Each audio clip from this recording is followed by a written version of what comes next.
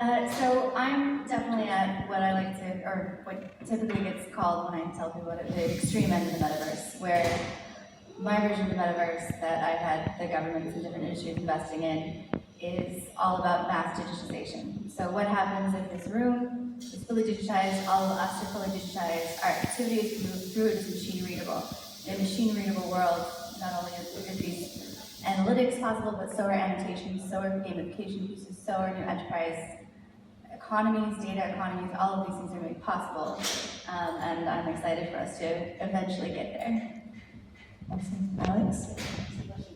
Recently, and that is part and parcel of this metaverse conversation, in that for the several years previous, I had essentially been advocating the 5i partners to particularly invest in metaverse technology, spatial computing technologies, and sort of all the related areas, and had been highlighting Australia as, hey, to echo our friend from the Australian Open earlier, this is where some of these things are going to be kicking off. This is the nation that's going to lead these things forward.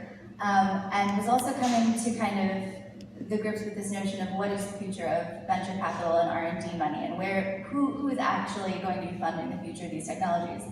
And whereas I've been working at this from the national security angle, from the government defense angle, and historically that is where a lot of R&D and applied technology gets made, increasingly it moved out of their hands, first into the venture community, and now increasingly into the really big companies.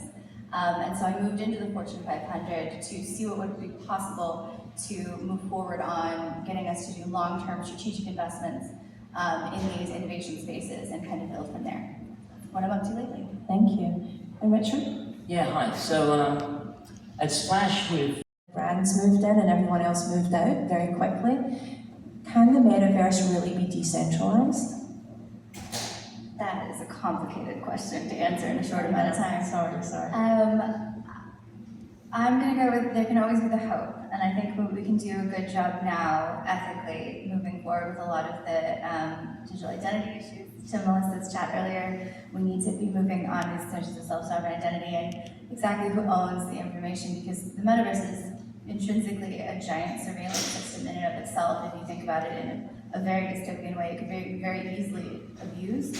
The only way it's not going to be abused is if we have protocols in place to ensure certain levels of decentralization. Having said that, bar the opportunity to change the economic models, which is not necessarily off the table. I think the metaverse challenges both our traditional economic models of capitalism as well as even the notion of nation states, which sounds like I'm crazy pants, but trust me, this is like legit dialogue that university economics professors and the international relations academic communities are having around like the future of technology and the future of these seeming institutions that we've trusted for so long.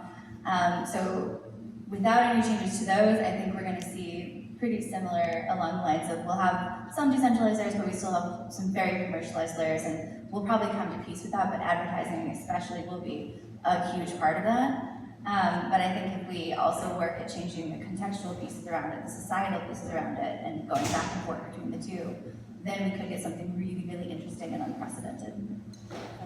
I guess one of the things that comes up quite a bit is how easy will it be to get mass adoption, in terms of the metaverse. And Alex, I might throw this one to you.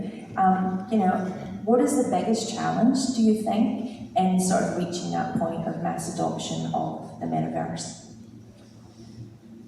I hate to say this, but I don't think there is a need to be in the metaverse.